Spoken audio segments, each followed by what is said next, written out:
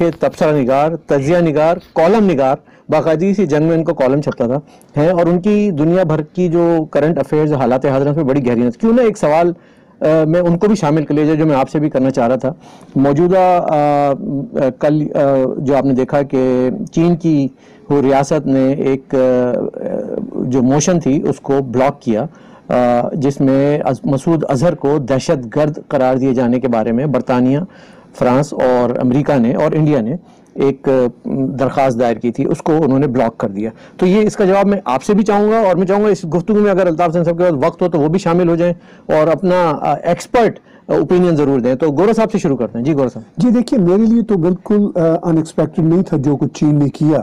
چین اس سے پہلے بھی جو ایکسٹریمسٹ ہیں، ملیٹنٹس ہیں، ان کو نہیں بلاک کر رہا اقوام متحدہ میں، اس لیے کہ گراؤنڈ ریالٹی یہ ہے کہ چین کے مفادات پاکستان کے ساتھ ہیں اور اس کے ساتھ بھارت کے ساتھ بھی ہیں. اور دیکھیے، یہ اس طرح کے جو ڈیسیجنز ہیں، ہم چین سے توقع کریں کہ وہ کریں گے، وہ نہیں کریں گے. وہ تو آپ اور میں اور الطاف بھائی، ہم لوگ امیڈیٹ ایکشن لینے والے لوگ ہیں، مگر جو ریاستیں ہوتی ہیں وہ بہت سلو موشن میں چلتی ہیں، بہت سلو موشن میں چلتی ہیں، اور وہ اپنے مفادات کو ہی کیٹر کرتی ہیں. تو was it expected Altaf Hussain صاحب، کیا یہ ڈیسیجن آپ اس کو ایکسپیکٹ کر رہے تھے کہ ایسے ہی آئے گا جیسا کہ آیا یہ نتیجہ اس کا؟ دیکھیے فاروقی صاحب، اصل میں غریب لوور مڈل کلاس کے طبقے سے تعلق رکھتا ہوں. ہمارا معاشرہ زر پسند افراد کے ماتحت چل رہا ہے. درست. اس قبیل کے، یعنی اس اشرافیہ سو کالڈ کے جو لوگ قلمکار ہوں، لکھاری ہوں، یا ان کے نمک خوار ہوں، تنخواہ دار ہوں، ان کے لیب پالک ہوں، ان کی لکھی ہوئی باتوں کو بہت اہمیت دی جاتی ہے. آپ کو سن کے تعجب ہوگا، 1995 میں نے ایک سازش کا انکشاف کیا تھا.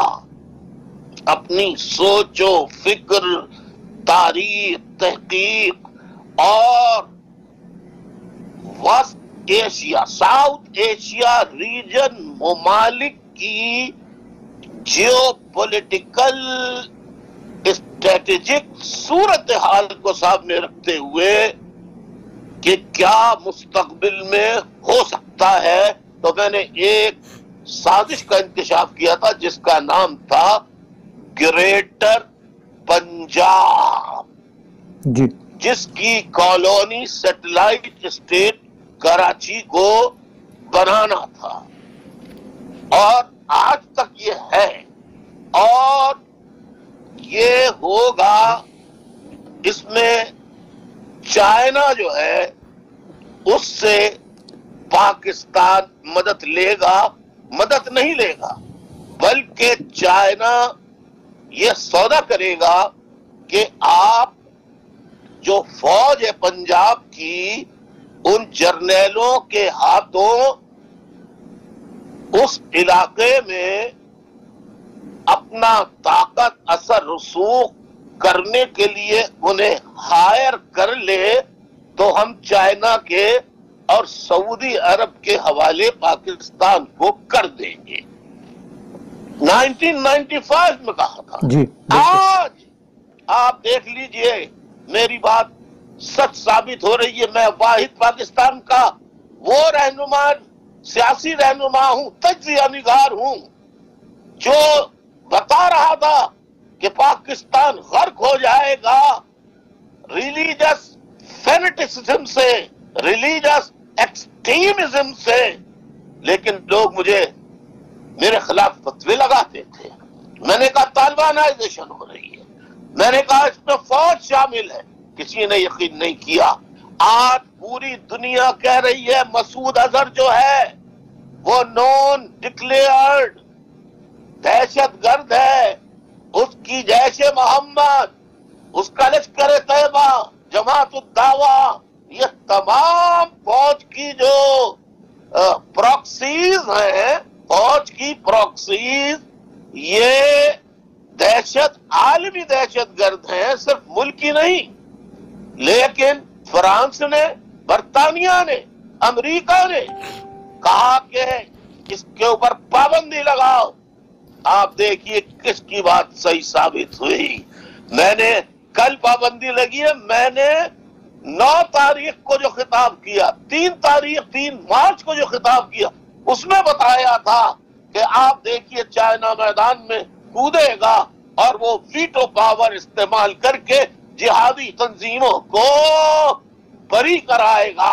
और आज चाइना ने फ्रांस, बरतानिया, अमेरिका की मुश्तरका करारदाद को ये कहकर कि हमें और टाइम चाहिए मसूद अजहर को के बारे में तहकीकात करने के लिए। यार तुम दुनिया भर में मुआशी तौर पर छा गए हो और तुम एक आदमी की तहकीक नहीं कर सकते। ये ज़ारा वो सौदा है जो पाकिस्तान की मर्सनरी फौज जो है वो कल तक अंग्रेजों की गुलाम थी, बाद में अमेरिका की बनी, वेस्ट की बनी, और अब जब वेस्ट और अमेरिका, बरतानिया खूब अच्छी तरह पहचान गए हैं कि ये मॉन्स्टर है, फ्रैंकेनस्टाइन मॉन्स्टर है, गुलाम का मसला है, पाकिस्तानी फौज चाइना के हाथों गुलाम बन चुकी है और आका का काम है गुलाम को बचाना। गुलाम को बचाना ठीक है, लेकिन इसी ज़िम्न में ये भी पूछ लूँ आपसे कि हिंदुस्तान के तनाजुर में फिर ये फैसला कैसा देखते हैं आपके वो हिंदुस्तान इस फैसले को कैसे देखता है, जबकि इसी जैश मोहम्मद ने 40 से ज़्यादा उनके सिपाहियों को शहीद किया था, वो दहशतगर्दी में मुसलसल मुलव्विस रहा है। क्या ये एक सेटबैक है हिंदुस्तान के लिए? अल्ताफ हुसैन साहब।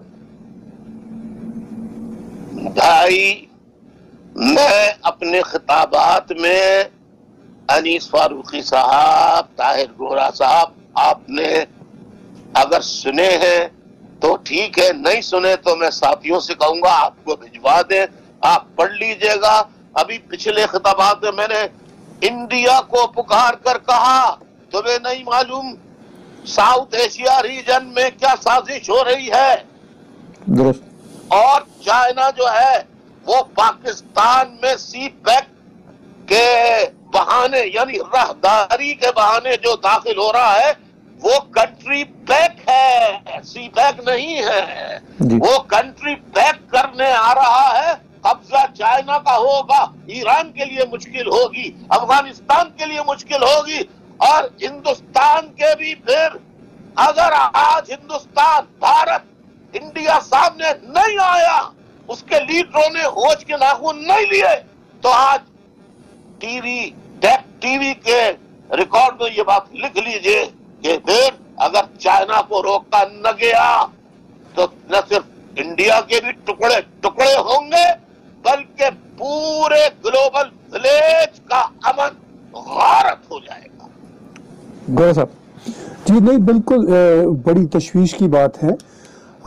चीन के हवाले से दुनिया अभी तक एक्शन नहीं ले रही, और अहम बात यह है कि हिंदुस्तान की लीडरशिप को भी अब सोचना होगा कि सिर्फ कारोबार ही काफ़ी नहीं होता, इसके साथ साथ सिक्योरिटी बहुत अहम है। और मैं देख रहा हूँ कि हिंदुस्तान का मीडिया, हिंदुस्तान के जो सियासी लीडर हैं वो इस बात पर खफगी का इजहार कर रहे हैं, शोर मचा रहे हैं कि चाइना ने साथ नहीं दिया। चूँकि चाइना का पाकिस्तान के साथ बहुत अच्छा ताल्लुक है, मगर भारत के साथ भी उनका कुछ इख्तलाफात के बावजूद बहुत अच्छा ताल्लुक है कारोबारी सतह पर। तो उस रीजन में ये बहुत इम्पॉर्टेंट है कि सब एक ही पेज पर आएँ दहशतगर्दी को ख़त्म करने के लिए। और चीन बहरहाल उस रीजन में एक बहुत बड़ा प्लेयर है, जब तक वो उस रियलिटी को नहीं समझता तो रीजन में पीस नहीं है।